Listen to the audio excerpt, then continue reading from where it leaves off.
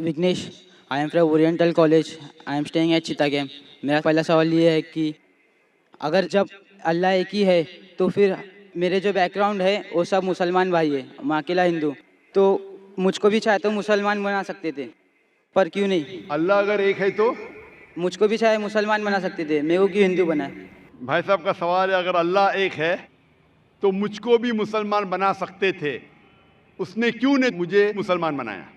भाई साहब का अच्छा सवाल है और इसका जवाब है कि हमारे आखिरी पैगंबर मोहम्मद सल्लल्लाहु अलैहि वसल्लम फरमाते कि हर इंसान, हर बच्चा जब पैदा होता है वो दीनुल फित्र में पैदा होता है। दीनुल फित्र मतलब वो मुसलमान जैसा पैदा होता है। मुस्लिम का मतलब वो इंसान जो अपनी ज़िंदगी अल्लाह, भगवान, ईश्वर, अपने खालिक के मुताबिक बसर करता है। जो इंसान अपनी ज़िंदगी अपने खालिक, अपने अल्लाह के कहे हुए अहकामात के मुताबिक बसर करता है, उसे कहते हैं अरबी में मुस्लिम। तो हर इंसान जब पैदा होता है, चाहे हिंदू ख़ानदान में पैदा हो या ईसाई ख़ानदान में या यहूदी ख़ानदान में या मुस्लिम ख़ानदान में, कोई भी ख़ानदान में पैदा होता है, वो पैदा होता है मुसलमान जैसा। उसके बाद उसके वालिदैन, उसके बड़े, उसके टीचर्स उसे सिखाते हैं। अगर सही चीज़ सिखाते तो वो सही रास्ते पे रहता है, वरना वो दूसरे रास्ते पे भटक जाता है। हो सकता है कि वो बुत परस्ती करने लगे, वो मूर्ति पूजा करने लगता है, हो सकता है वो आग की पूजा करने लगे। इसीलिए अगर कोई गैर मुस्लिम मुस्लिम बनता है, उर्दू में अक्सर कहते हैं नो मुस्लिम, जो गलत है। अंग्रेजी में कहते हैं convert. Convert means going from one track to the other which is wrong. सही लफ्ज़ है लौटा हुआ मुस्लिम, क्योंकि हर इंसान पैदा होता है मुस्लिम जैसा, फिर उसके वालिदैन, उसके बड़े के ज़रिए से वो गलत ट्रैक पे जाता है, और जब सही ट्रैक पे आ जाता है वापस, सही लफ्ज़ है लौटा हुआ मुस्लिम। अंग्रेजी में कहेंगे रिवर्ट। अक्सर हम कहते हैं नौ मुस्लिम, जो इस्लामी तालीमात के मुताबिक गलत है। सही लफ्ज़ होना चाहिए लौटा हुआ मुस्लिम, रिवर्ट। और आपका सवाल था कि अल्लाह ने तुम्हें मुस्लिम क्यों नहीं बनाया? अल्लाह ने तुम्हें मुस्लिम ही बनाया।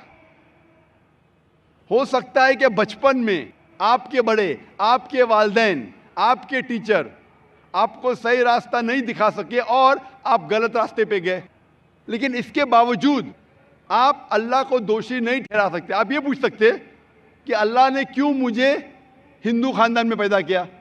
अगर मुस्लिम ख़ानदान में पैदा किया होता, हो सकता है कि मैं मुसलमान होता। अल्लाह ताला फरमाते हैं कुरान मजीद में कि अल्लाह अगर चाहे तो सारे इंसानों को मुसलमान बना सकता है, लेकिन फिर टेस्ट क्या है? अगर टीचर चाहे तो सारे स्टूडेंट को पास कर सकता है, लेकिन टेस्ट क्या है? टेस्ट वो होता है क्या टीचर सही तालीम देने के बाद इम्तिहान लेता है। जो आदमी सही जवाब देता है वो पास होता है, जो गलत देता है फेल होता है। अल्लाह ताला ने सारे इंसानों को अपना आखिरी पैगाम दे चुका है कुरान मजीद। उसके बाद अगर इंसान उस पर अमल करते तो पास होते, अमल नहीं करते तो फेल होते। और अगर आप अल्लाह से कंप्लेन करेंगे कि क्यों मुझे हिंदू ख़ानदान में पैदा किया, तो अल्लाह ताला फरमाते कि आप किधर भी पैदा हो, चाहे मुसलमान ख़ानदान में या हिंदू ख़ानदान में, ये कहना कि हर इंसान जो मुस्लिम ख़ानदान में पैदा होता है जन्नत में जाएगा, बिल्कुल गलत है। सिर्फ मुसलमान ख़ानदान में पैदा होने के बाद और मुस्लिम नाम रखने से इंसान जन्नत में नहीं जाता है। जन्नत में जाने के लिए एक अल्लाह में मानने के अलावा, अल्लाह के रसूल में मानने के अलावा उनके अहकामात पे अमल करना चाहिए। हर मुस्लिम अमल तो नहीं करता है, तो हर इंसान जो मुस्लिम ख़ानदान में पैदा होता है वो जन्नत में नहीं जाएगा। लेकिन अल्लाह ताला ये फरमाते हैं कि हर इंसान को, सूरह फुसिलत में सूरा नंबर 41 आयत नंबर 53 अल्लाह ताला फरमाते सनूरीम आयातिना फिल आफाकी व फी अनफुसिहिम हत्ता यतबय्यन अन्नहुल हक, कि बहुत जल्दी हम आपको अपनी निशानियां दिखाएंगे। अल्लाह ताला फरमा रहे इंसानों से कि जल्द हम आपको हमारी निशानियां दिखाएंगे होराइजन्स में, ताकि आप पे वाज़ेह हो जाए क्या हक है, क्या अल्लाह एक है, अल्लाह के अलावा कोई माबूद नहीं है। लेकिन हक जाहिर होने के बाद हर इंसान उस पर अमल करना ज़रूरी नहीं। वो इंसान सोच सकता है कि अगर मैं इस्लाम कबूल करूं तो हो सकता है कि मेरे दोस्त मुझे छोड़ देंगे, हो सकता है कि मेरे वालिदैन मुझे जायदाद से बेदखल कर देंगे, हो सकता है कि मुझे मेरे तिजारत में नुकसान हो। तो ये सब चीज़ें इंसान को बहुत बार भटकाती है और हक कबूल करने से रोकती है। लेकिन आखिरत के दिन पर आप ये अल्लाह से कंप्लेन नहीं कर सकेंगे कि मुझे किसी ने भी इस्लाम के बारे में नहीं कहा। इसीलिए कुरान मजीद में लिखा गया है सूरह अनाम में सूरह नंबर 6 आयत नंबर 158 कि उस दिन, आखिरत के दिन, अगर आप कहेंगे कि मेरे वालिदैन बुत परस्त थे, मूर्ति पूजा करते थे, इसीलिए मैं कर रहा हूँ, तो अल्लाह ताला फरमाएगा ये बहाना नहीं चलेगा, क्योंकि अल्लाह ताला खुद हर इंसान के दिल में वादे कर देता है हक क्या है, और वादे करने के बाद आपके पास कोई शिकायत का मौका नहीं रहेगा। और आपको भी, आप आज इस मजलिस में आ चुके हैं और मैंने लाखों लोग के सामने आपको वादे किया है कि खुदा एक है, उसके अलावा कोई माबूद नहीं, और मोहम्मद सल्लल्लाहु अलैहि वसल्लम उसके आखिरी पैगंबर है। अगर आज आप इस बात को नहीं मानेंगे तो कल आप ये कंप्लेन नहीं कर सकेंगे, आप शिकायत नहीं कर सकेंगे अल्लाह से कि मुझे पता नहीं था। बाकी लोग कर सकेंगे क्या नहीं, वो बाद में देखा जाएगा। अल्लाह तो वादे कर दिया, किसके जरिए पता नहीं, लेकिन आज मेरे जरिए तो कर रहा है आपको, और इतने लाखों लोग शहादा दे रहे और करोड़ों लोग टेलीविजन पे देख रहे आपको। तो अभी आपके पास कोई बहाना नहीं, कोई शिकायत नहीं ये कहने के लिए कि मैं मुसलमान खानदान में पैदा नहीं हुआ इसलिए मैंने इस धर्म को एक्सेप्ट नहीं किया। मैं आपसे पूछना चाहता हूं भाई साहब, आप मानते हैं कि खुदा एक है? वो तो है। आप मानते हैं खुदा एक है? हाँ। आप मानते हैं कि बुत परस्ती गलत है?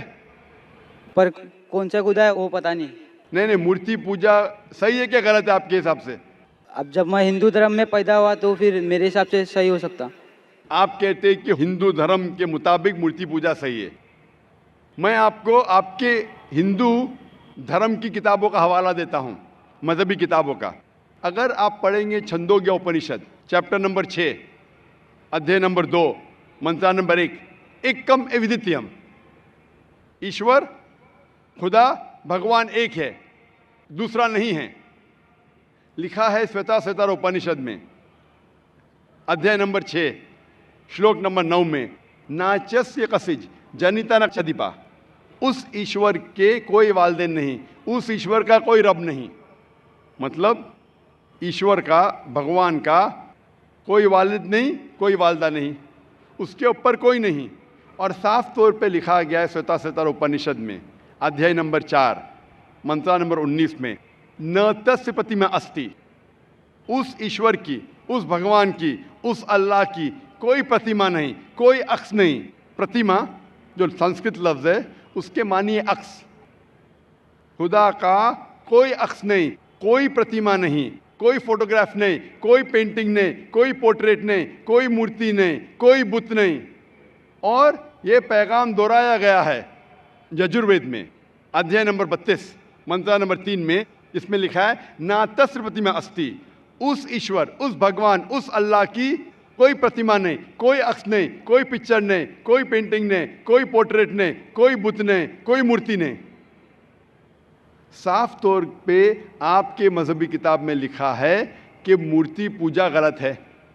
और हिंदुइज्म का ब्रह्मा सूत्र है, एकम ब्रह्म देवता नास्ते नैना नास्ते किंचन, भगवान एक ही है, दूसरा नहीं है, नहीं है, नहीं है, जरा भी नहीं है।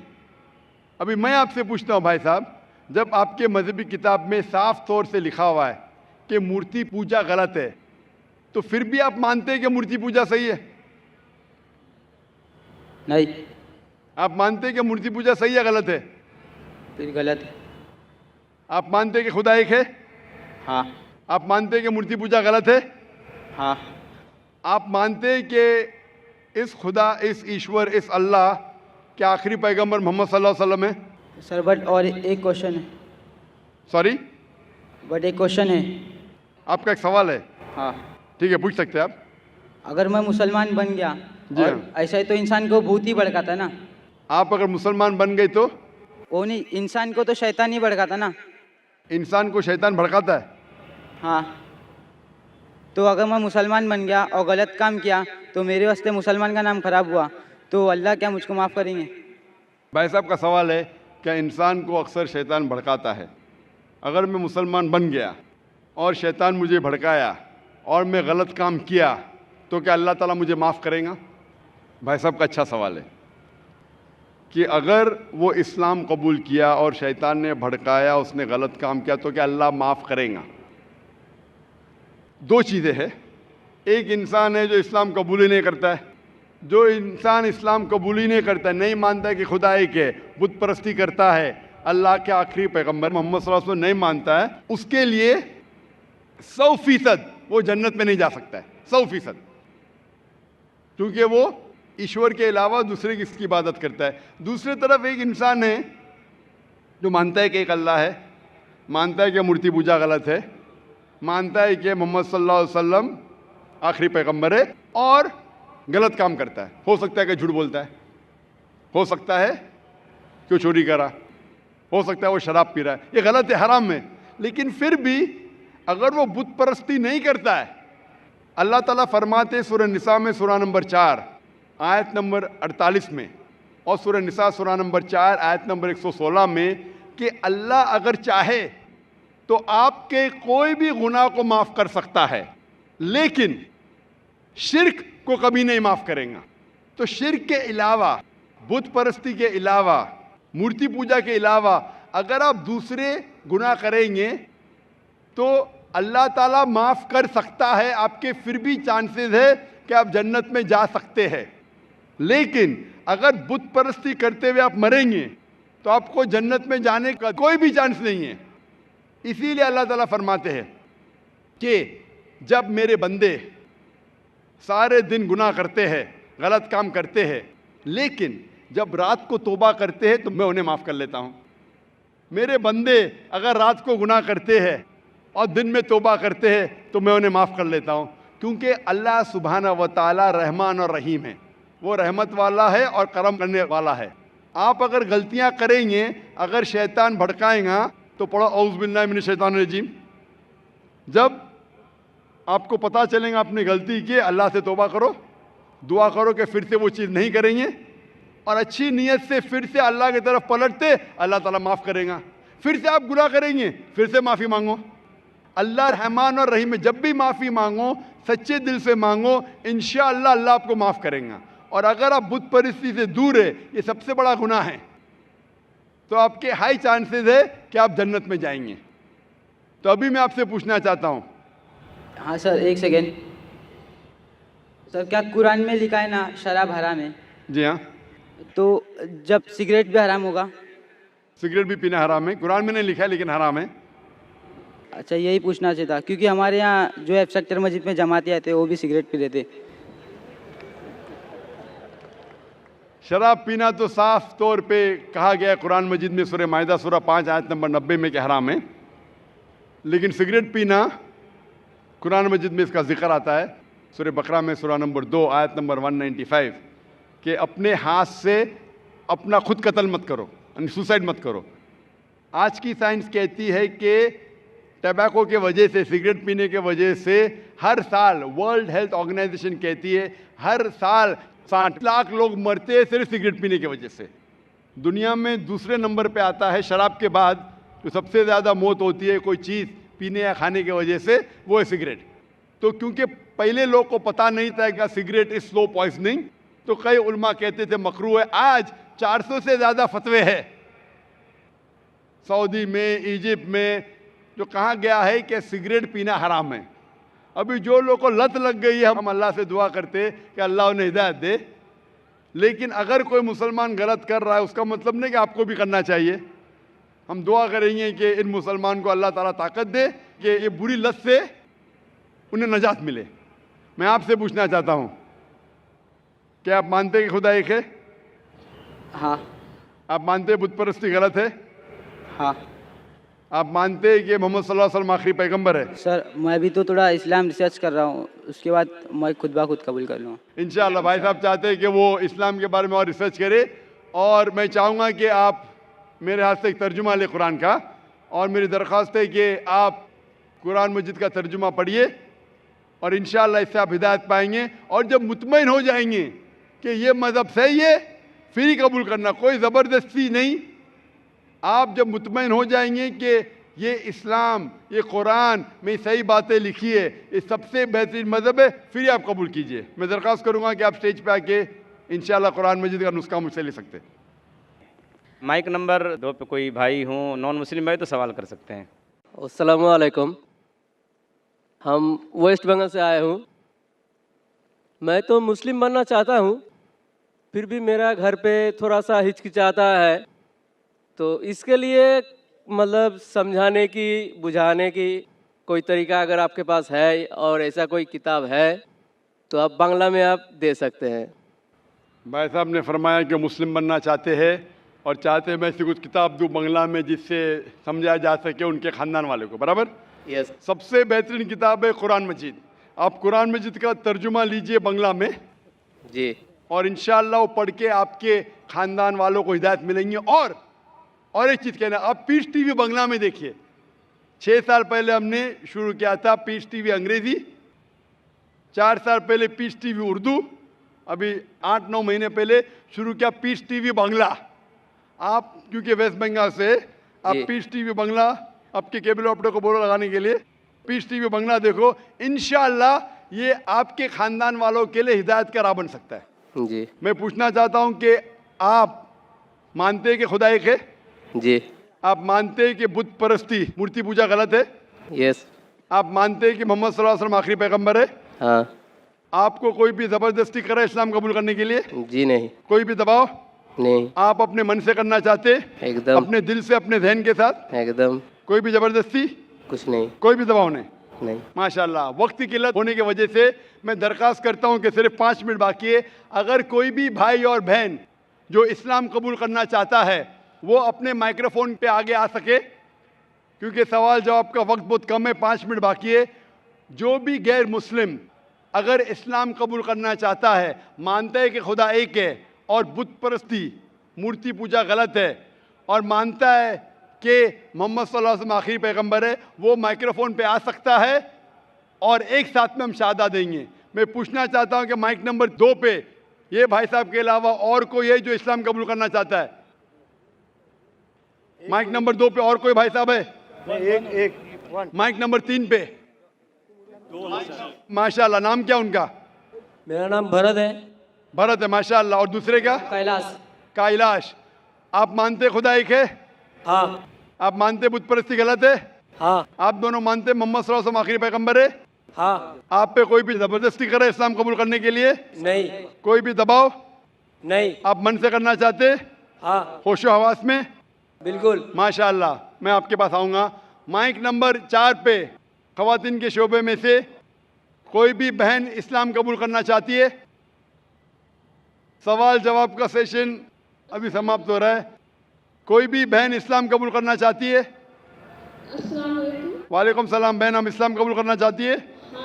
आप मानते खुदा एक है? एक्चुअली मैंने 10 साल पहले इस्लाम कबूल किया था, लेकिन मैं 10 साल से ऐसे ही छुप के चल के आ रही हूँ। आपने कबूल किया लेकिन बहक गई, आप फिर से इस्लाम की तरफ आना चाहती है?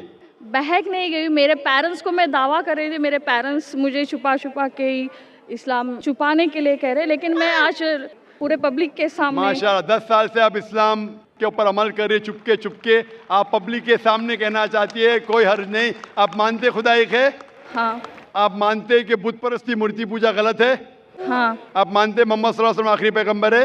हाँ। कोई भी आपको जबरदस्ती करे इस्लाम कबूल करने के लिए? कुछ भी नहीं। कोई भी दबाव? कुछ भी नहीं। माली दबाव, माशी दबाव? आप खुले दिल से करना चाहती है कबूल? कुछ भी नहीं। अपने मन के साथ? हाँ। आप कर सकती है बहन इंशाल्लाह। माइक नंबर 5 पे कोई भी बहन है जो इस्लाम कबूल करना चाहती है? माइक नंबर 4 या 5 पे। एक सवाल पूछना चाहती है। सलाम वालेकुम। वालेकुम सलाम। सवाल बाद में पूछ सकती है, 2 मिनट में हमें ख़त्म करना पड़ेगा। आप इस्लाम कबूल करना चाहती है? नहीं, अभी नहीं। मेरे को एक सवाल पहला पूछने। तो आप इंशाल्लाह ठहरिए बहन, वक्त रहेगा कल पूछ सकते हैं, और कल अगर सवाल का जवाब मिला, आप अगर खुश हो जाएंगी तो आप इंशाअल्लाह कबूल कर सकती है। दूसरी कोई बहन है माइक नंबर 4 या 5 पे? कोई भी बहन है माइक नंबर 4 या 5 पे? माइक नंबर 1 पे? माइक नंबर 1 पे? तो माइक नंबर 2 पे एक भाई है, माइक नंबर 3 पे 2 भाई है, और माइक नंबर 5 पे एक बहन है। 4 इंसान कबूल करना चाहती है। जो माइक नंबर 4 पे सवाल इंशाअल्लाह कल पूछ सकती है, आप खुश होंगी तो इंशाअल्लाह कबूल कर सकती है। मैं इंशाअल्लाह शहादा साथ में पढ़ूंगा और आप इसको दोहरा सकते हैं। अशहदु अशहदु अल्लाह अल्लाह इलाहा इलाहा इल्लल्लाह इल्लल्लाह व अशहदु व अशहदु अन्ना अन्ना मुहम्मदन मुहम्मदन अब्दुहु अब्दुहु व रसूलुहु। व रसूलुहु। मैं शहादत देता हूँ, मैं शहादत देती हूँ मैं शहादत देता हूँ मैं कि अल्लाह के अलावा अल्लाह के अलावा कोई माबूद नहीं कोई माबूद नहीं और मोहम्मद सल्लल्लाहु अलैहि वसल्लम उसके पैगंबर और बंदे हैं। माशाअल्लाह आप मुसलमान बन चुके। मैं अल्लाह से दुआ करता हूँ कि आपके मुश्किलात हल हो जाए, और दुआ करता हूँ कि आपको इस ज़िंदगी और आखिरत में सफलता मिले। मैं दुआ करता हूँ कि आप सब लोगों को जन्नत नसीब फरमाएं। अस्सलाम वालेकुम वरहमतुल्लाहि वबरकातुहू। उम्मीद करती हूँ आप सब खैर खैरियत से होंगे, और अल्लाह ताला से दुआ भी है कि हमें ईमान, सलामती और सेहत वाली ज़िंदगी अता करें। इस वीडियो में हमने देखा कि एक भाई ने डॉक्टर जाकिर नाइक से सवाल किया है कि अगर अल्लाह ताला एक है और उसने एक ही मज़हब बनाया है, तो उसने कुछ लोगों को हिंदू क्यों बनाया है, कुछ लोगों को मुसलमान क्यों बनाया है। वो चाहता कि सब लोग अगर इस्लाम पर अमल करें तो सब लोगों को मुसलमान भी बना सकता था। तो पहली बात तो ये है कि अल्लाह ताला ने सूरह फुसिलत की आयत नंबर 53 में फरमाया है कि अल्लाह ताला बहुत जल्द आसमानों और ज़मीनों में अपनी निशानियाँ दिखाएंगे ताकि लोगों पर हक और सच की बात वाज़िया हो जाए। और साथ में सूरह अनाम की आयत नंबर 158 में अल्लाह ताला फरमाता है कि आखिरत के दिन कोई भी अपने आबा अजदाद पर इल्ज़ाम नहीं डाल सकेगा कि चूँकि वो मूर्ति पूजा करते थे इसीलिए उनकी वजह से हम भी मूर्ति पूजा करने लगे, और अपने गुनाहों का बोझ वो अपने आबा अजदाद पर नहीं डाल सकेंगे। अब इसका मतलब क्या है? इसका बुनियादी तौर पे मतलब ये है कि पहली बात तो ये कि हर इंसान जब पैदा होता है, और नबी करीम सल्लल्लाहु अलैहि वसल्लम का फरमान है कि हर बच्चा जो पैदा होता है, इंसान पैदा होता है, वो दीन फितरत पर पैदा होता है, यानी कि इस्लाम पर। उसके दिल में एक ही खुदा का तस्वर होता है, और उसकी जो फितरत होती है, यानी इंसान की अमल करने की, इंसान को जो बातें अच्छी लगती हैं, जो बातें बुरी लगती हैं, इस्लाम की ही बातें होती है सारी की सारी। यानी कि चोरी करना बुरी बात है, इंसान के अपने दिल के अंदर ये बात होती है कि मैं अगर चोरी करता हूँ या मेरी कोई चीज़ चुराता है तो ये एक बुरी बात है, गलत बात है, किसी मासूम की जान लेना बुरी बात है। इसी तरह मूर्ति पूजा करना एक बहुत ही ऐसी बात है जो लॉजिकली समझ में नहीं आती कि खुदा वो ज़ात है जिसने सबको बनाया है, तो एक हाथों से बनी हुई चीज़ की कोई कैसे वो कह सकता है कि नौज़ुबिल्लाह वो खुदा है और उसकी पूजा करना शुरू कर दे, या खुदा की बनाई हुई चीज़ों को ही कैसे खुदा मान लिया जाए। तो ये तो कॉन्सेप्चुअली लॉजिकली ठीक बात है ही नहीं। साथ साथ में हिंदू सहीफ़ों के अपने मज़ाहिब की जो उनकी किताबें हैं उसमें भी कई मकामात पे लिखा हुआ है। मिसाल के तौर पर छंदोग्या उपनिषद के चैप्टर 6 के अध्याय नंबर 2 मंत्रा नंबर 1 में लिखा हुआ है कि भगवान एक ही है, दूसरा नहीं है। और हिंदू मज़हब का जो ब्रह्मसूत्र है वो यही है कि खुदा एक है, दूसरा नहीं है, ज़रा भी नहीं है, बिल्कुल भी नहीं है।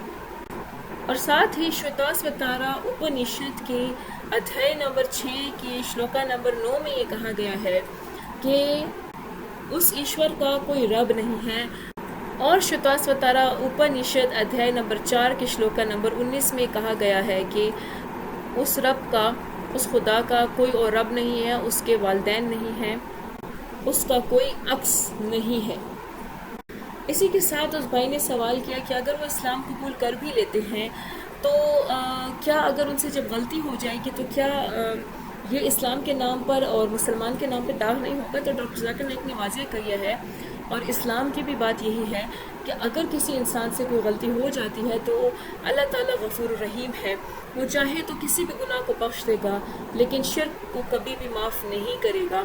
इसीलिए अगर इंसान कोई गलत काम कर देता है तो अल्लाह ताला से सच्चे दिल से तौबा करे और अहद करे कि वो ये काम दोबारा नहीं करेगा।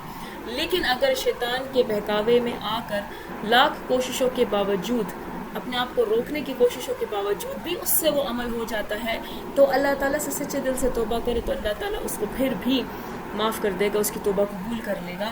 लेकिन ये कि तौबा सच्ची होनी चाहिए और इसमें ये बात शामिल होनी चाहिए कि वो काम दोबारा ना हो।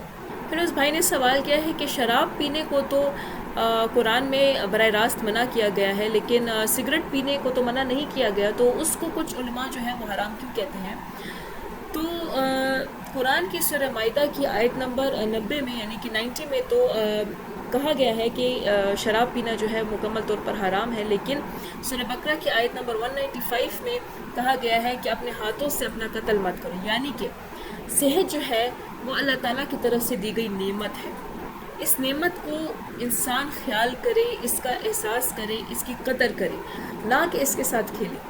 और ख़ुद का कत्ल करने से मुराद यही है कि सिगरेट हम सब जानते हैं कि स्लो पॉइजनिंग है, यानी कि ये ऐसा जहर है जो आहिस्ता आहिस्ता आप पर असर करता है और फिर आपको मौत की तरफ धकेलता है। यानी कि वही बात हो गई कि आप अपने हाथों से ही अपना कत्ल कर रही हैं, तो इनडायरेक्टली कुरान में सिगरेट पीने से भी मना फरमाया गया है। इसी तरह से इसी वजह से जो है उलमा सिगरेट पीने को भी हराम करार देते हैं और साथ में कुरान में नशावर चीज़ों से भी मना फरमाया गया, इसलिए नशावर चीज़ें भी जो है तो वो इंसान को मौत की तरफ धकेलती हैं, तो इस वजह से नशावर चीज़ें भी जो है वो इस्लाम में हराम हैं। फिर इसी के साथ वहाँ पर कुछ लोग मौजूद थे और उसमें से एक शख्स था जो इस्लाम कबूल करना चाहता था, लेकिन वो डॉक्टर जाकिर नाइक से ये दरख्वास्त कर रहा था कि कोई ऐसी बात हो, कोई ऐसी चीज़ हो कि जो अपने घर वालों को बता सके, उनको कन्विंस कर सके कि इस्लाम ही सच्चाई है और उनको एक्सप्लेन कर सके कि वो इस्लाम क्यों कबूल करना चाहता है। तो डॉक्टर जाकिर नाइक ने कहा कि वो अपनी ज़ुबान में कुरान का तर्जुमा लेकर जाएं और वही कुरान का तर्जुमा जो है काफ़ी है हक़ और सच बात को बताने के लिए। और इसी के साथ वहाँ पर तकरीबन कुछ 3 से 4 भाई भी थे और एक बहन थी, उन्होंने डॉक्टर जाकिर नाइक के सामने इस्लाम कबूल किया माशाल्लाह से। और हमें बहुत खुशी होती है जब कोई हिदायत के रास्ते पर आ जाता है, क्योंकि हम इस बात पे खुश होते हैं कि अल्लाह ताला जो है वो क़यामत के दिन जो है ज़्यादा से ज़्यादा लोगों को बख्शे, जिसमें हमारी अपनी भी बख्शिश शामिल हो और ज़्यादा से ज़्यादा लोग जो है वो जन्नत में जा सकें। उम्मीद करती हूँ आपको ये वीडियो अच्छी लगी होगी और इससे ज़रूर कुछ ना कुछ रहनुमाई मिली होगी। अगर आपको ये वीडियो पसंद आई है तो बराए करम इस वीडियो को लाइक करें, हमारे चैनल को सब्सक्राइब करें, इस वीडियो को शेयर करें ताकि ये पैगाम दूसरे लोगों तक भी पहुँचे। इसी के साथ हम अल्लाह ताला से दुआ करते हैं कि वो हमें हक़ बात बोलने की, समझने की और उस पर अमल करने की, दूसरों तक पहुंचाने की तौफीक अता फरमाए। और साथ ही वीडियो का अख्तिताम करते हैं। अस्सलामु अलैकुम व रहमतुल्लाहि व बरकातुहू।